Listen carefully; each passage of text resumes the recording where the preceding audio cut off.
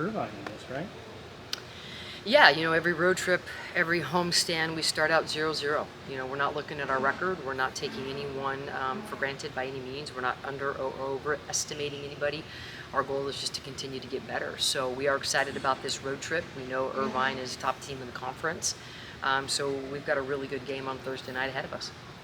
You mentioned Irvine, another top team in the conference. You guys voted 1 and 2 in the preseason poll.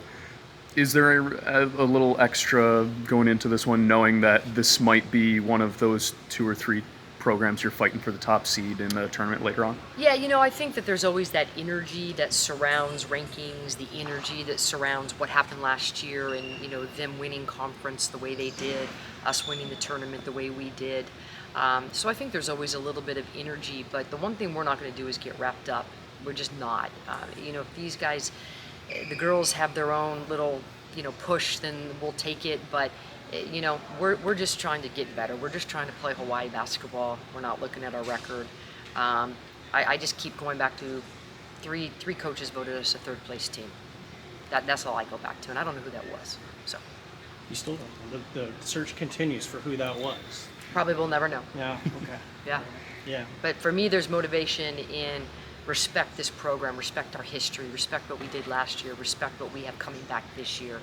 And I just take it a little bit offensive that someone's going to vote us 3. At the end of the year, if we're 3rd, then they obviously know more than I do. But with what we've done over the past couple of years and what we have coming back, I was a little shocked by that.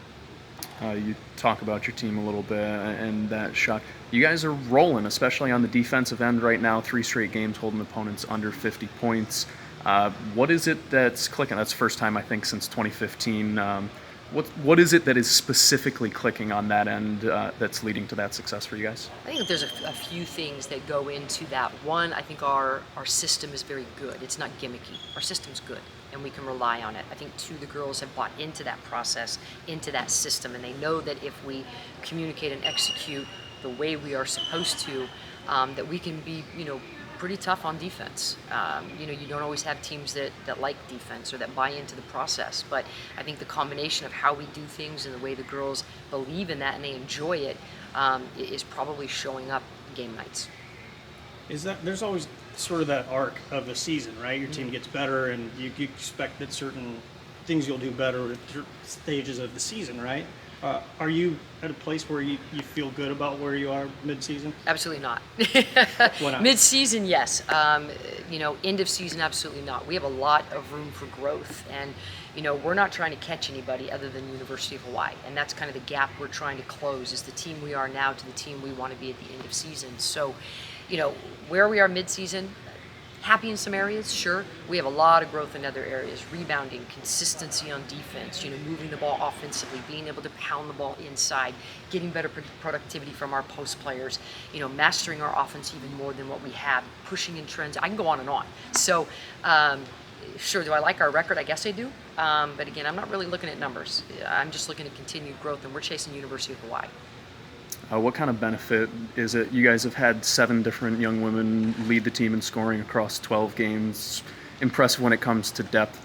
How much do you look forward being able to lean on something like that, especially against a good defensive team like Irvine? I think it's fun for the girls that they don't know any given night who's going to have the hot hand or where we're going to go with the ball. Obviously we practice and we have some sets that we think will be successful. When you have a team, though, that can get hot from the outside, pound the ball inside, turn some people over defensively, I think the girls absolutely love the opportunity that they can lead the team in scoring, lead the team in rebounding, lead the team in steals, and based on how they're playing that night is going to kind of determine how our rotation goes. So I love it for them. They're putting the work in. And so to not be a team that has one superstar, but just a very consistent group of young women, I think that's a fun program to play for. What you're describing just reminded me, like Steve Kerr was talking last week about how he played for 15 years in the league and was always complaining about his own playing time, and that's just sort of something that every player on every team has to deal with. I guess there's some of that dynamic that comes into play. Sure, and I love Steve Kerr. I think he's an amazing coach in the way that he gets his players to play for him. I definitely think he's the players' kind of coach. But if kids aren't complaining about playing time, then there's a problem. I want them to complain about their playing time. I want them to want more and be hungry. And then they can back it on the court. If it's their night, it's their night. If not, the one great thing about this team right now is we celebrate each other. So if it's not my night, I'm going to celebrate you if it's your night. And I think that's a running theme through our program right now, that these guys get really, really excited when someone else is doing well. I think when Hallie hit that jumper the other night against CSUN, the excitement on the bench showed how much they mean to each other. And so I want them complaining about playing time and getting hungry.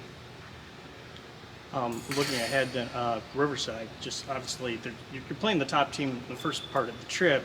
I don't know if you call it a trap game. It's the second game of the swing, right? But I mean, what do you foresee as far as that matchup goes, and what you've seen on tape from just in your preparation now? I think Riverside's a really good team.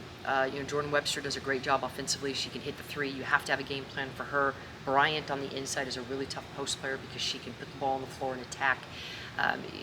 Brad Langston is the acting head coach, and Brad worked with me here back in the day for about 6 months, and that is a young man that has a huge and a bright future ahead of him, and so I have utmost respect for him, what he's doing, how he's running that program. We are by no means overlooking Riverside. That is a tough game for us. Their place is always tough to play. We have to take care of business on Thursday night, whatever that business is going to be, and then we have to wrap our brains around changing hotels, getting into practice late that night, walking through our sets, walking through our defensive schemes, and then being ready to play on Saturday night against a really good opponent. Awesome.